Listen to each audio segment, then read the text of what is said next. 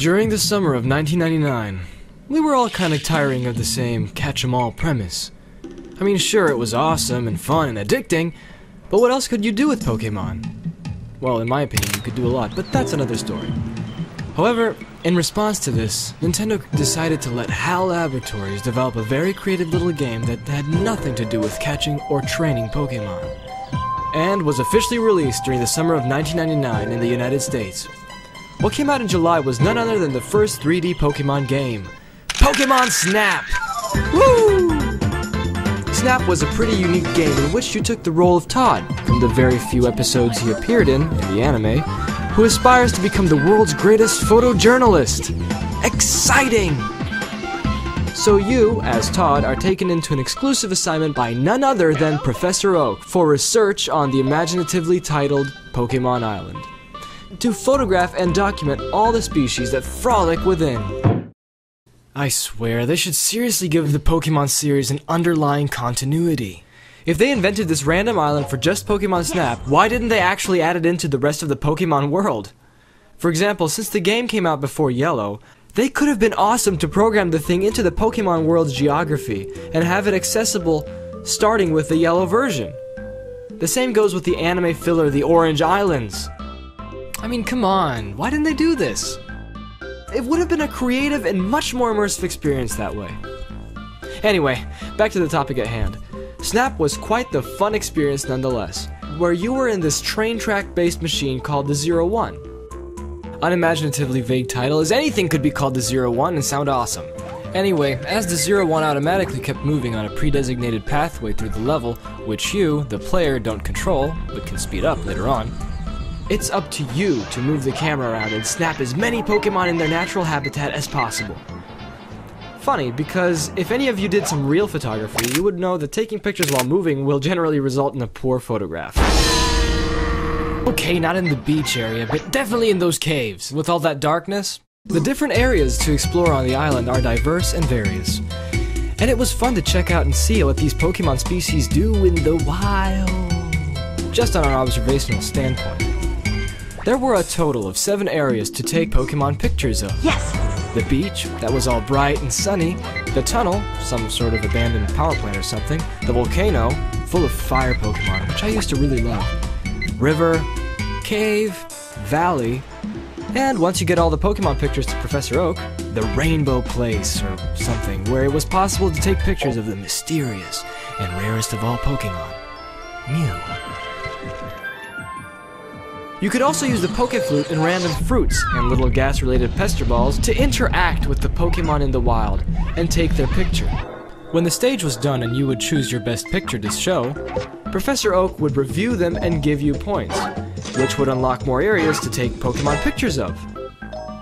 There were lots of humorous secret things to do in this game as well, and many Pokémon reacted differently towards the camera, flutes, food, and pester balls. Now, I'm surprised you never got in trouble for all this Pokémon abuse. I mean, look, you keep throwing pester balls that release some sort of laughing gas or something, and apple-looking food at them, and chances are you'll always hurt them rather than feed them, and then you'd be manipulating their feelings by playing a Pokéflute. Imagine doing that in the Serengeti National Park, throwing apples and gas bombs at zebras or wildebeest. Seriously. What Professor Oak allows you to do it for the sake of science. Mercilessly pummeling Pokémon into submission while trying to get their photo. Yeah, that's really observing Pokémon in their natural habitat. It's also really confusing to me as to why this game never got a sequel. I mean, we have the Wii now. It's possible to move the Wiimote like a handheld camera, and the graphics are far better. So is the space capacity, which means more interactive and bigger levels. And there are bazillion more creatures now than there were in 1999. Seriously? No sequel? I'm telling you, it's the creativity that's the key to the success of Pokémon. And that's what is continuously being downplayed ever since the original games appeared. It's okay. I'll just show you the commercial for Pokémon Snap because it's so nostalgic. Today's assignment, photograph the elusive Pokémon. How do you do it? You're gonna be fast. You need a keen eye, the best equipment, and lightning-quick reflexes. No, you don't. All you need is Pokémon Snap, the first Pokémon game for N64. Find them, frame them, and shoot. Doesn't look like they're coming out today. Hard luck. Pokémon Snap, gotta catch it. Hey, remember Blockbuster? Duh, of course you remember Blockbuster. You probably went there yesterday to rent Alone in the Dark or something horrible like that. I mean, do you remember all the awesomeness they did when Pokemon was super popular? Yeah, baby! The Pokemon Snap Station is what I'm talking about. When Snap came out, participating Blockbuster stores installed a pair of N64s with Pokemon Snap and a TV, and a photo printer into a big box and called it the Pokemon Snap Station. With that said, you could buy yourself a Snap card and take photos of Pokemon using the game, and then have them printed out as minuscule tiny stickers.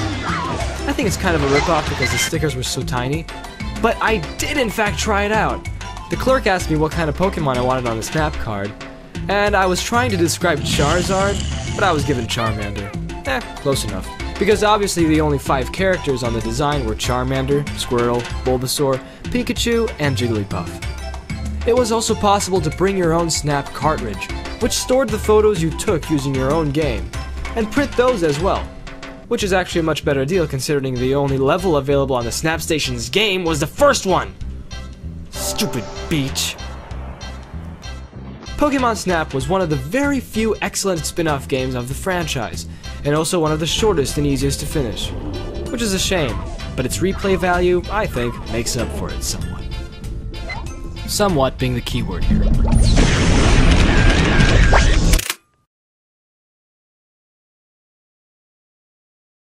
In the meantime, let's talk about something else I've never played, but I feel obligated to mention. That was, of course, Pokémon Pinball. A pinball game, but with Pokémon! How exciting. The cartridge was loaded with a rumble pack. Look how huge that thing is! It makes it feel like something really awesome. Now that's kinda cool. It had 2 fields in it, red and blue, in which I think you could catch different Pokémon with Pokéballs on the pinball field. And do stuff like that. Unlike red and yellow and blue, this one was exclusively for Game Boy Color. Pretty awesome. A fun little way for pinball people to play Pokémon in a pinball sort of way. Crazy stuff!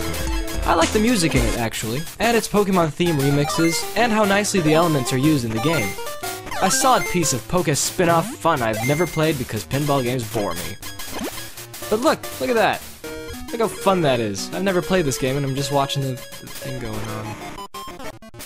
Woohoo, Duck Trio, go kill it, destroy it! Anyway, back to Pokémon Snap. It reminds me of a ride at a theme park. I love the level at the volcano where you can keep throwing those apples at them and more will appear and then you can make them do this funky marching band dance. Look at that. Also, in each level was a hidden Pokemon-looking sign that once you took all of them for each level, you'd be taken to Mew to pummel hard apples at it. But hey, what's that up there at the stars? Wait, let me check those Pokemon sign pictures again. Oh my. A deathly creature of the stars casts shadows upon us.